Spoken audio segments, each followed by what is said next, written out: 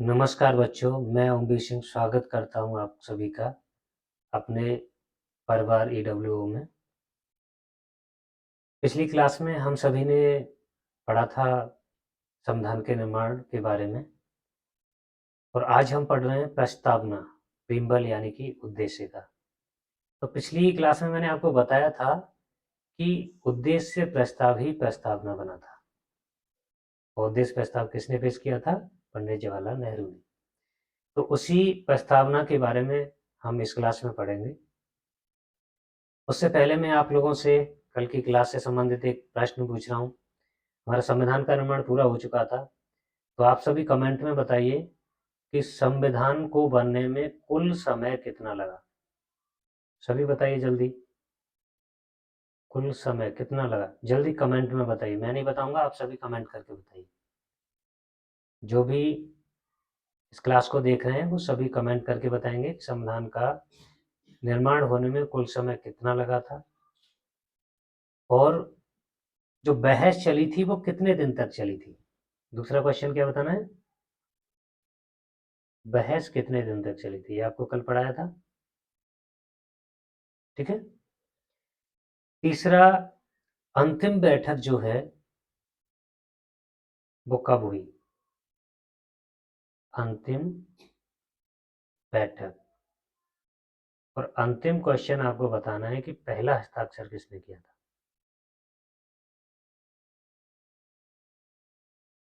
पहला हस्ताक्षर। ये क्वेश्चंस आप जल्दी से जल्दी कमेंट बॉक्स में बताइए। इतना काम है आपका, सभी लोग कमेंट बॉक्स में बताएंगे, सभी प्रश्न के उत्तर देंगे। ठीक है, चलिए क्लास की ओर चलते हैं। प्रस्तावना, प्रीम्बल। तो जब संविधान सभा में प्रीम्बल को जोड़ा गया, प्रस्तावना को जोड़ा गया, सबसे प्रमुख मुद्दे की बात है कि ये विचार कहाँ से आया। प्रस्तावना ही नाम से हमने इसे क्यों जोड़ा? कुछ और भी नाम दे सकते थे। ये विचार हमसे लिया कहाँ से गया, कहाँ से हमारे दिमाग में आया, भारतीयों के दिमाग में आया कि संविधान सभा में प्रस्तावना एक महत्वपूर्ण अंग के रूप में जोड़ी जानी चाहिए। तो प्रस्तावना का विचार जो लिया गया था, ध्यान रखना है आपको, अमेरिका से पूछा जाता है एग्जाम में। और इसकी जो भाषा ली गई थी प्रस्तावना की, वो ऑस्ट्रेलिया से ली गई थी। विचार लिया गया था अमेरिका से, लेकिन भाषा कहाँ से ली गई थी? ऑस्ट्रेलिया से। ध्यान रखना है, ये नहीं है कि विचार अमेरिका से था तो उसकी भाषा भी अमेरिका से ली गई, भाषा ऑस्ट्रेलिया से ली गई थी। दोनों में अंतर ध्यान रखना है। आगे पिछली क्लास में भी हमने बताया था कि उद्देश्य प्रस्ताव, ऑब्जेक्ट रिजोल्यूशन, ये कब पेश किया था पंडित जवाहरलाल नेहरू ने? 13 दिसंबर 1946 को। जो तीन महत्वपूर्ण डेटें थी उनमें से जो तीसरी डेट है 13 दिसंबर 1946, इसका आपको ध्यान रखना है। उद्देश्य प्रस्ताव कब पेश किया गया? 13 दिसंबर 1946 के। और ये किसके द्वारा किया गया था? पंडित जवाहरलाल नेहरू के द्वारा। और यही उद्देश्य प्रस्ताव क्या बना था? प्रस्तावना। ठीक, आगे, इसे संविधान सभा ने कब स्वीकार किया? ये भी पिछली क्लास में हमने बताया था। उद्देश्य प्रस्ताव को संविधान सभा ने 22 जनवरी 1947 के लिए स्वीकार किया था और 26 नवंबर 1949 को ही उद्देश्य प्रस्तावना ही प्रस्तावना बना। ठीक, क्योंकि 26 नवंबर 1949 के लिए संविधान को अंगीकृत किया गया या अडॉप्ट किया गया, इसीलिए उसी दिन उद्देश्य प्रस्ताव को प्रस्तावना बनाया गया। ठीक, अब प्रस्तावना के बारे में जो महत्वपूर्ण व्यक्ति थे उनके कुछ कथन एग्जाम में बहुत ज़्यादा पूछे जाते हैं, तो उन कथन पर हम थोड़ा सा प्रकाश डालते हैं। पहला कथन है ठाकुर दास भार्गव। इन्होंने कहा था कि प्रस्तावना संविधान की आत्मा है। ठाकुरदास भार्गव ने क्या कहा कि प्रस्तावना संविधान की आत्मा है। आत्मा क्यों है कि प्रस्तावना एक ऐसी चीज है जहां से हमें ये पता चल जाता है कि हमारे संविधान के अंतर्गत या जो अंदर जो लिखा हुआ है उसका मूल विषय क्या है। यानी प्रस्तावना एक मूल विषय के रूप में संविधान में जोड़ी गई है। इसीलिए इन्होंने संविधान में प्रस्तावना को संविधान की आत्मा कहा। दूसरा कथन नाना साहब पालकीवाला ने दिया। और पालकीवाला जी जिन्होंने क्या कहा कि प्रस्तावना संविधान का परिचय पत्र है। परिचय पत्र का मतलब इंट्रोडक्शन लेटर। तो परिचय पत्र बताए यानी कि इंट्रोडक्शन। ठीक है, तो इंट्रोडक्शन लेटर ये किसने कहा कि परिचय पत्र है? नाना साहब पालकीवाला। ध्यान रखना है हमको, संविधान की आत्मा किसने कहा? ठाकुरदास भार्गव ने। और परिचय पत्र किसने कहा? नाना साहब पालकीवाला ने। गजेंद्र गढ़कर ने कहा, गजेंद्र गढ़कर, प्रस्तावना संविधान की कुंजी है। कुंजी मीन्स की, यानी अगर संविधान ताला है तो प्रस्तावना इसकी कुंजी है। और बिना चाबी के, कुंजी के, कुंजी चाबी को बोलते हैं, ताला कभी नहीं खुलता। तो प्रस्तावना जो है संविधान की कुंजी है, ये किसने कहा? गजेंद्र गढ़कर ने। नेक्स्ट आते हैं अर्नेस्ट बारकर। अर्नेस्ट बारकर ने कहा प्रस्तावना संविधान निर्माताओं के विचारों को जानने की कुंजी है या मुख्य नोट्स है।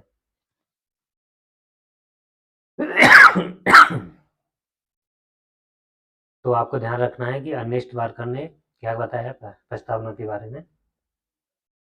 प्रस्तावना संविधान निर्माताओं के विचारों को जानने की कुंजी है या मुख्य नोट्स है।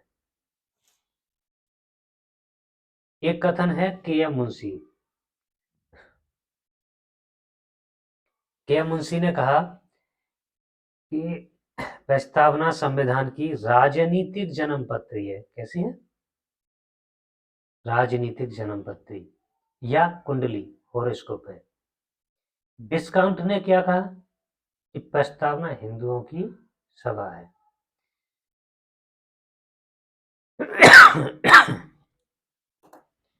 खांसी हो रही है? कोई नहीं। तो प्रस्तावना हिंदुओं की सभा है, ऐसा इन्होंने क्यों कहा?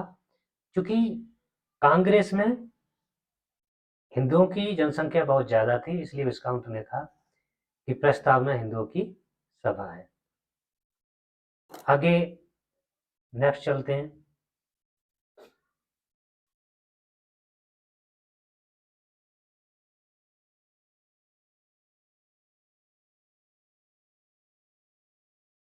जी ऑस्टिन, इन्होंने क्या कहा?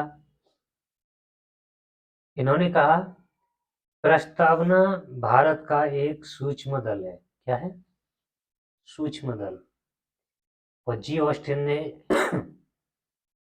जी ऑस्टिन को 2011 में भारत रत्न से सम्मानित किया गया। किससे?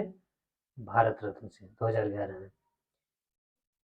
अब तक प्रस्तावना में कितने संशोधन हो चुके हैं? तो केवल एक ही बार प्रस्तावना में संशोधन हुआ है, और वो संशोधन 42वां संविधान संशोधन अधिनियम 1976 के द्वारा हुआ। ठीक है, कब हुआ? 42वां संविधान संशोधन अधिनियम 1976।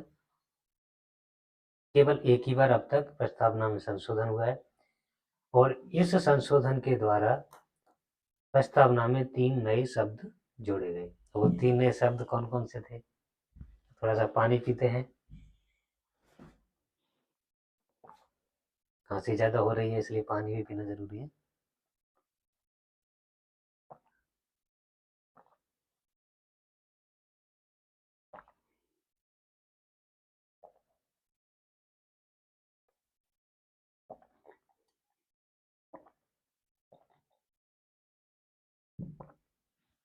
चलिए, तो 3 नए शब्द जोड़े गए। पहला शब्द था समाजवादी और दूसरा था पंथ निरपेक्ष। ये पूछा जाता है कि 42वें संविधान संशोधन के द्वारा प्रस्तावना में कौन कौन से नए शब्द जोड़े गए। तो समाजवादी, पंथ निरपेक्ष और तीसरा है अखंडता। अब ये तीनों जो शब्द जोड़े गए उनमें पहला और दूसरा, समाजवादी और पंथ निरपेक्ष, ये प्रथम पैरा में जोड़े गए और जो अखंडता था वो कब जोड़ा गया, 6th पैरा में। ठीक, तो ये आपको ध्यान रखना है कि समाजवादी और पंथ निरपेक्ष थे जो प्रथम पैरा में जोड़े गए और 6th पैरा में अखंडता जोड़ा गया। प्रस्तावना में न्याय, जो न्याय है वो 3 प्रकार का है। कितने प्रकार का है, 3 प्रकार का। और कौन कौन सा है, नंबर 1 सोशल जस्टिस यानी कि सामाजिक न्याय, नंबर 2 इकोनॉमिकल जस्टिस यानी कि आर्थिक न्याय, और नंबर 3 राजनीतिक न्याय यानी कि पॉलिटिकल जस्टिस। यानी कि ये 3 प्रकार के न्याय हमारी प्रस्तावना में जोड़े गए। और अंत में प्रस्तावना में स्वतंत्रता, स्वतंत्रता कितने प्रकार की दी हुई है, 5 प्रकार की दी हुई है। 5 प्रकार की स्वतंत्रता प्रस्तावना में जोड़ी गई है।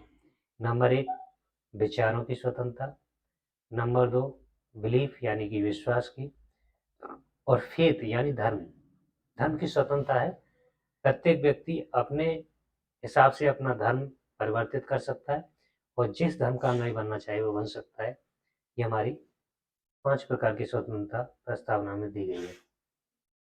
अभिव्यक्ति की स्वतंत्रता, एक्सप्रेशन, यानी प्रत्येक व्यक्ति स्वयं को अभिव्यक्त कर सकता है। जो कुछ भी वो अपने बारे में कहना चाहता है, समाज में कहीं भी खड़े होकर के वो कुछ भी बोलना चाहता है, अपनी अभिव्यक्ति करना चाह रहा है, अपने शब्दों को बोलना चाह रहा है, तो वो कर सकता है, ये स्वतंत्रता है।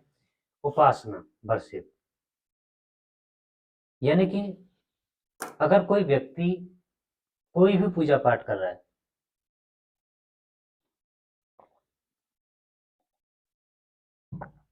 किसी भी धर्म का व्यक्ति है, वो अपने हिसाब से पूजा पाठ कर सकता है। तो उपासना की स्वतंत्रता हमारी प्रस्तावना में दी गई है। नेक्स्ट, प्रस्तावना में समानता कितने प्रकार की है।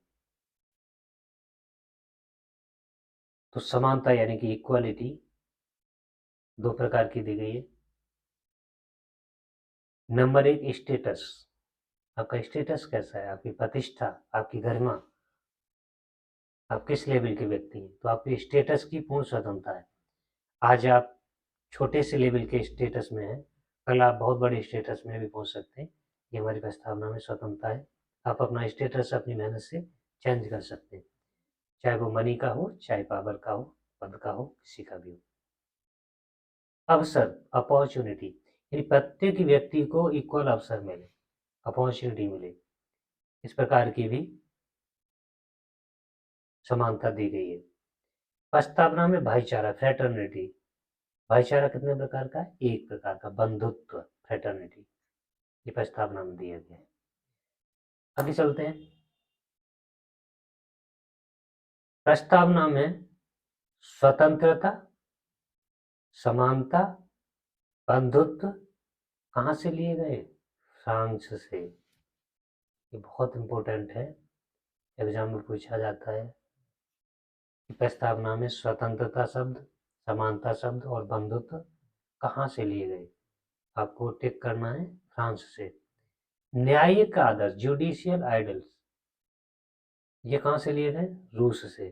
और ये टोटल कितने हैं, 3, पहले ही बता चुके भाई। जुडिशियल आइडल्स यानी कि न्यायिक आदर्श जो है वही आपके न्याय हो गए। सामाजिक न्याय पहला, और दूसरा है आर्थिक न्याय, इकोनॉमिकल जस्टिस, पॉलिटिकल जस्टिस, राजनीतिक न्याय। ये 3 प्रकार के न्याय प्रस्तावना में दिए गए। आपकी प्रस्तावना में कितना ही महत्वपूर्ण सिलेबस था।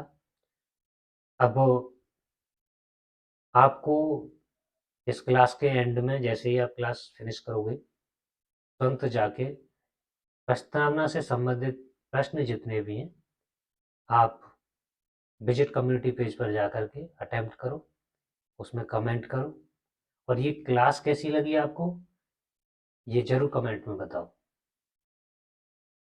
आज के लिए इतना ही, मिलते हैं अगली क्लास में। धन्यवाद।